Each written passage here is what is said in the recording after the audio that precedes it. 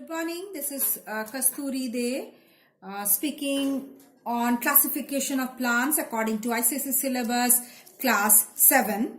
I'm continuing with that chapter, and this is kingdom fungi.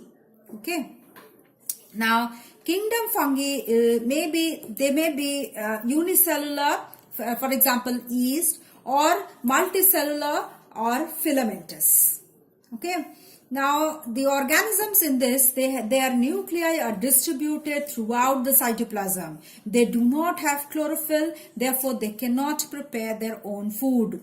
They live mostly on the dead, decaying organic matters. Therefore, for that they are called saprophytes. For example, mushrooms, toadstools, bracket fungi, they grow on tree trunks, whereas mold fungi, which grow on stale bread, cheese, fruits or other food items. Now, bread mold. A type of fungi which is commonly seen growing on stale bread. Body made up of thread-like structures called hyphae. A network of hyphae is known as mycelium. Mature erect structures bearing rounded bodies at its tip starts developing from the hyphae. Those are called sporangiophores, which are erect hyphae. Okay, and the rounded bodies which are stuck at the upper side of the upper end of the sporangiophores, they are called sporangium, which are spore bearing bodies. When the sporangium bursts open, the spores are dispersed into the air. Now, when they land on the suitable substrate, the spores, when they land on the suitable substratum, each can grow to form a new mycelium. Respiration in the bread mold mainly is aerobic. They respire in the presence of oxygen. Therefore, they are seen growing on the top layers of the bread and not in the lower layers. Their mode of nutrition is saprophytic. They obtain their nourishment from dead and decaying organic matter. The hyphae secrete digestive juices in the bread. These enzymes convert the starch present in the bread into a simple sugar called glucose, which is absorbed through the body surface and are stored as glycogen. Therefore, digestion occurs outside the body and nutrients are absorbed directly into the hyphae. Now, useful fungi. An important source of food. Fungi is an important source of food. Some are Morchella and Agaricus, which are edible. Now, yeast, it's an unicellular fungus. It's important in bakeries. They are used in making of bread, in breweries, used for making alcohol. Yeast also produces vitamin B. Fungi, like bacteria, are also good decomposers. They decompose dead organic matter and return the nutrients back into the soil. Now, penicillin. It's an important antibiotic which is obtained from a fungus called Penicillium notatum. Therefore, Penicillium notatum is a very useful fungus. Now, some species of mucor and penicillium are used in ripening of cheese. Now, harmful fungi.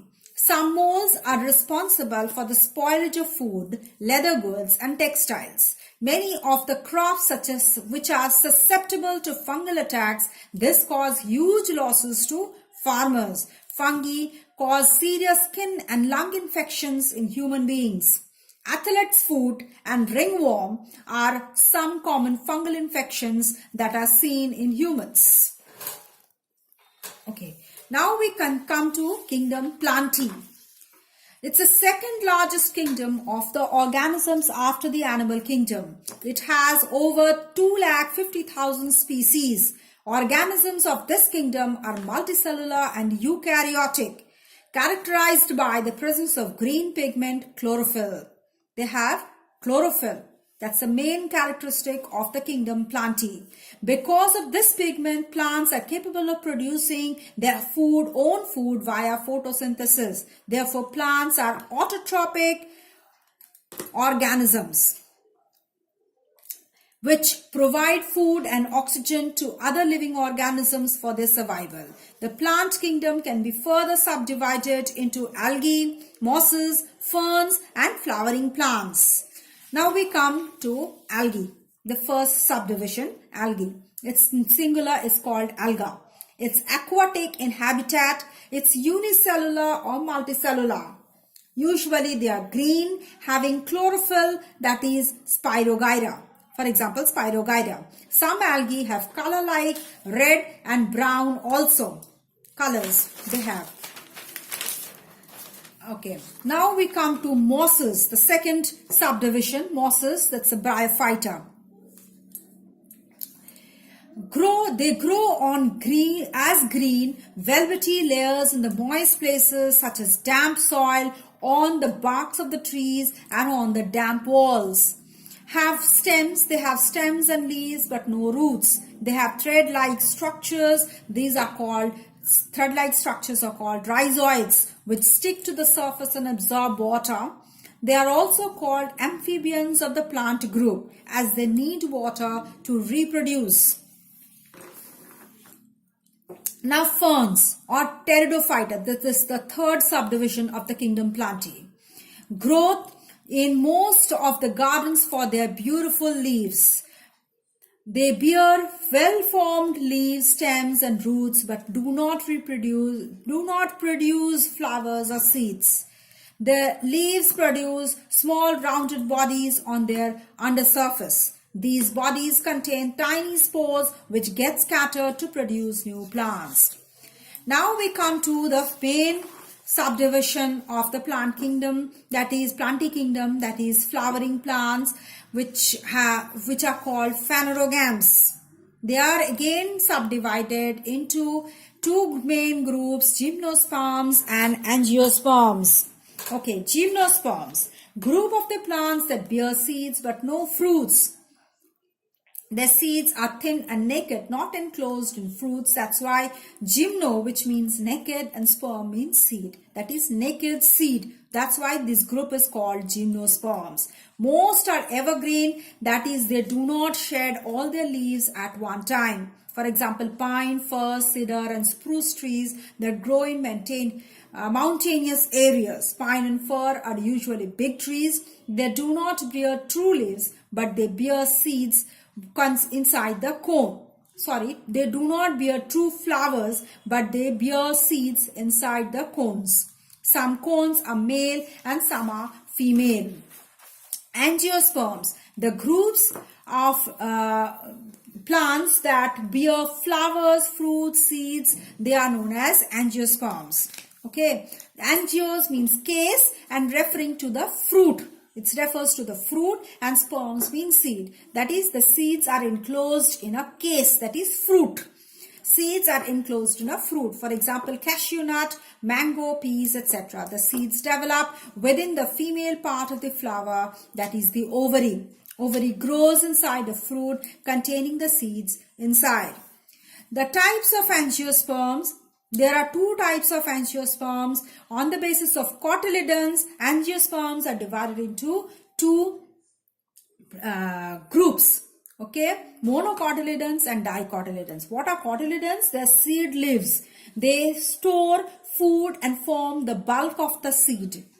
Okay, monocotyledons, they contain only one cotyledon or one seed leaf in the seeds. For example, rice, grass, maize, etc. Dicotyledons contains two cotyledons or two seed leaves in their seeds. For example, rose, balsam, mango, sunflower, pea, brinjal, etc.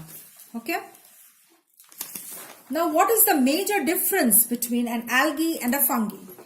In algae, chlorophyll is present. Chlorophyll is absent in fungi.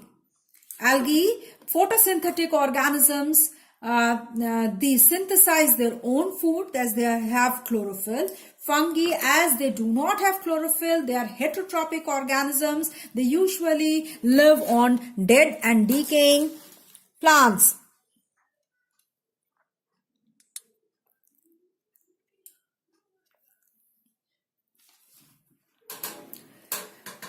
Dead and decaying matter, and are called saprotrophs. They are mostly aquatic. Algae are mostly aquatic, found in fresh water, fresh as well as marine water. And in fungi, they are mostly terrestrial and grow on land. Whereas algae body not differentiate into roots, stems and leaves. They have thallus. The body which they have, that is known as thallus, without the differentiation of roots, stems and leaves. But here in fungi, the body is composed of thread-like structures called hyphae, and the hyphae constitute a mycelium. For example, algae, for example, is Pyrogyra, Eulothrix, etc. And in fungi, the examples are Agaricus, Penicillium, etc. Now, differences between gymnosperms and angiosperms.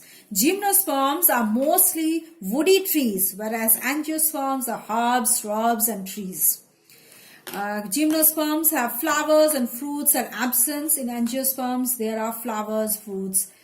There are flowers and fruits that is present there. Okay. Now, gymnosperms, the seeds are naked, which are not enclosed in a fruit, whereas in angiosperms the seeds are enclosed in a fruit. Gymnosperms reproductive structures are unisexual cones, male or female, that bear the seeds. For example, pine, cedar, etc. And angiosperms reproductive structures are unisexual or bisexual flowers. For example, grass, sugarcane, mango trees, etc. And now the difference between monocotyledonous plant and dicotyledonous plant. Monocotyledonous plant seeds have a single cotyledon, whereas dicotyledonous plant seeds contain two cotyledons. Monocotyledons leaves have parallel venation, dicotyledons leaves have lenticulate venation. Adventitious roots are present in monocotyledonous plant and taproot system is present in dicotyledonous plant. Stems usually hollow in monocot plant, and in dicot plant stems usually solid. Examples of monocot plant are rice, grass, etc. and dicot plant example are pea, rose, etc. Now this is the end of the chapter classification of plants. I'll continue with come with the next video with classification of animals, and if you have any doubt, please let me know at my email kasturi74@gmail.com, and please do subscribe if you like the video. Thank you.